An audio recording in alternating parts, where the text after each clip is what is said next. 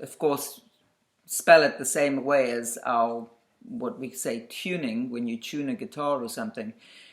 In the West, when we say tuning, we're referring to just changing the pitch of the instrument. So on a guitar, to tune a guitar, of course, you know that you have the little machine heads at the end that you just turn up or down to heighten or lessen the tightness on the string to change the pitch. In tuning in African music, tuning refers to not just changing the note, but also the tonal quality of the instrument. So if you're using something like an amplifier today, you can actually change your reverb, you can change your bass or your high pitches on it, turn them down or up. That would also be referred to tuning in African music. It's a very different concept and idea of tuning.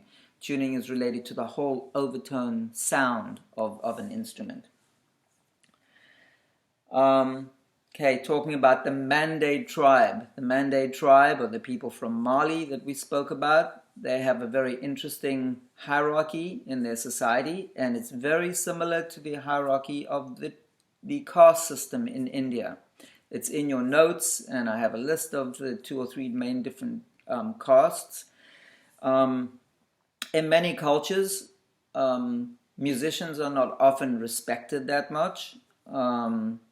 Don't know why, but on the other hand, in certain ways you could say in popular culture, musicians are almost worshipped.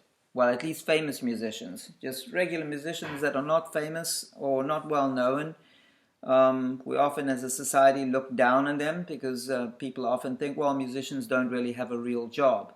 So there's a certain level of disrespect there. But on the other hand, musicians that do become famous, of course, get all the royalties and respect, which is very unfair on those musicians that do not make a big name for themselves. So in Mande society, the interesting thing is that the musicians are considered very much part of the high caste, with the royalty and with the rulers. And these traditional musicians in the Malian Empire were often, the families of musicians were very close to the ruling kings and rulers of the country, and they were patronized by the ruling class. So what do these musicians do? Why did music become such an important thing in Malian culture? So when the colonists came to Africa, they saw these great empires, but they saw that they didn't really have a writing system. A lot of their history was lost. Lost because they couldn't speak the language. It was not lost. It was many of the things in their culture are an oral tradition. Don't forget that this whole part of North Africa in Mali was a very high culture. They had great colleges, libraries, and universities long before Oxford University ever existed. People would go to places like Timbuktu from all over Africa and even from southern parts of Europe and go and study in northern Africa, especially from the Middle East, because they adopted Islam at a certain time, so their learning became, Arabic became the unifying language, because many of these places have a variety of languages. So Arabic became the common language amongst the ruling elite and amongst the educated. So in these universities and that, of course, music was taught, poetry was taught, and how were the traditions of the history, how was that continued? That was continued very much through the music and through this caste of people called the griot, who are the traditional singers, historians. They know the genealogy of their kings. They know the history and the stories of the great wars that happened, and many other things about their culture are passed on through the music and through these families of musicians.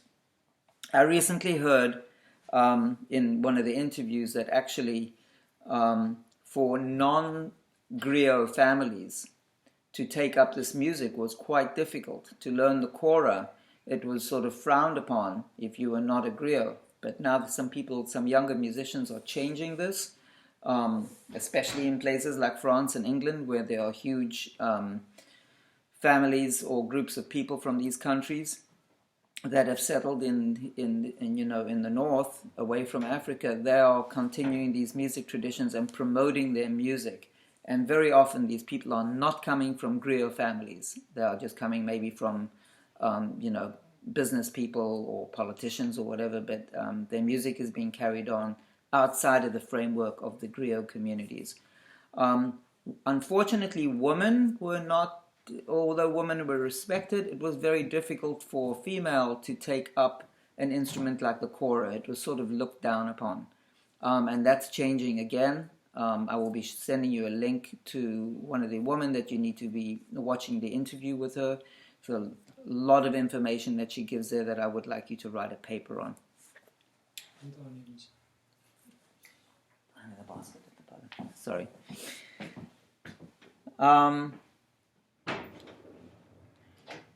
Okay, so as far as your geography, you need to know where Mali is and some of the surrounding countries.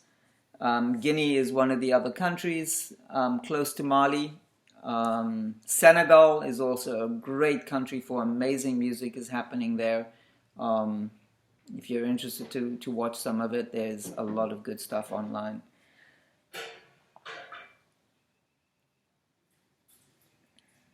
Let me just check my notes again. Sorry.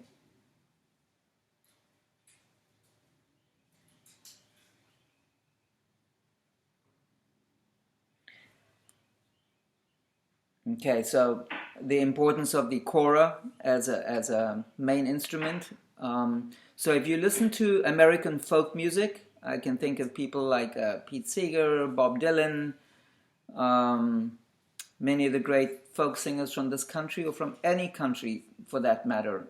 Usually the words of the songs are very important and the instrumentation, the guitar or whatever is secondary.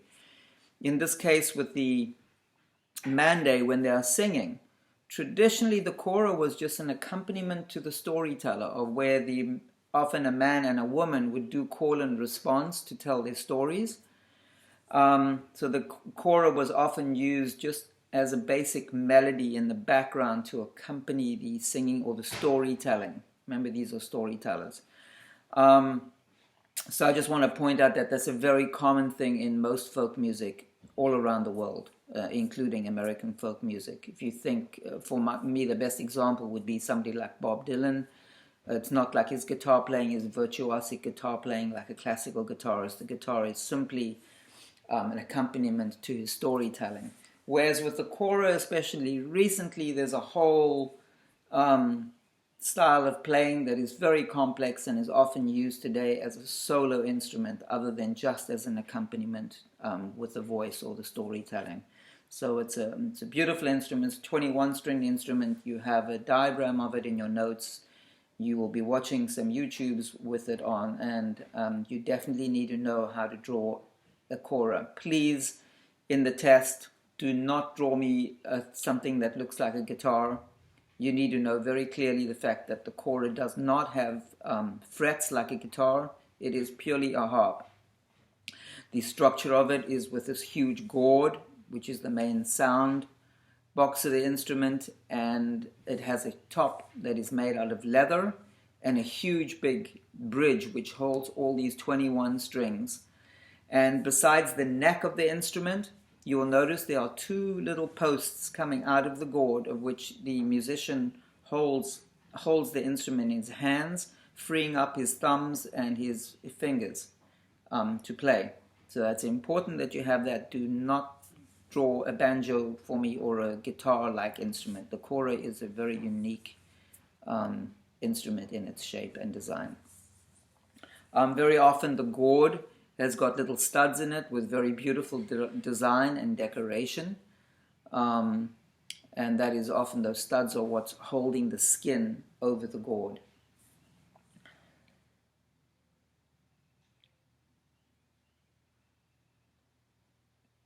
Okay, other styles of music that are popular today in the world that have had African influence, of course, I mentioned jazz music. We also have blues music. Gospel music is something also very unique to music. Their style of singing is very different to what you would hear in a regular Protestant church in a white neighborhood. The type of music in Southern Baptist churches that is called gospel. Many great singers have come out of that tradition and become mainstream, but the great black singers we have today got their training singing gospel music. It's not uncommon. I think people like Tina Turner, it's the only one I can think of right now. Many of these musicians grew up in the church singing and then later on went more into popular music, but have incredible voices. The beauty of gospel music is the type of wailing, you'd say wailing, and the use of the voice is very different to just reading a notated piece of music and singing the song. Please take advantage of YouTube and watch some interesting gospel music. So there's gospel music, there's jazz, there was Motown, there was soul music, there was funk music. You could even say reggae music has also had some African influence. But jazz is the most important. You must be able to draw at least 2 of the drums that I've demonstrated. Of course, the djembe is one, the talking drum is another good example.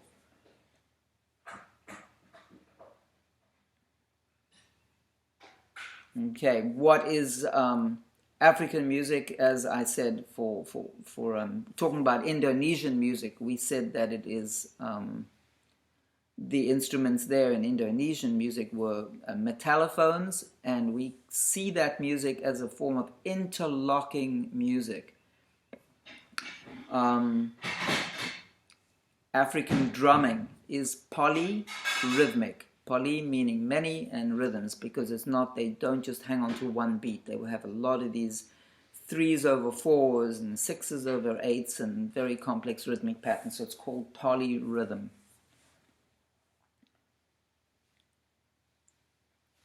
Okay, coming back to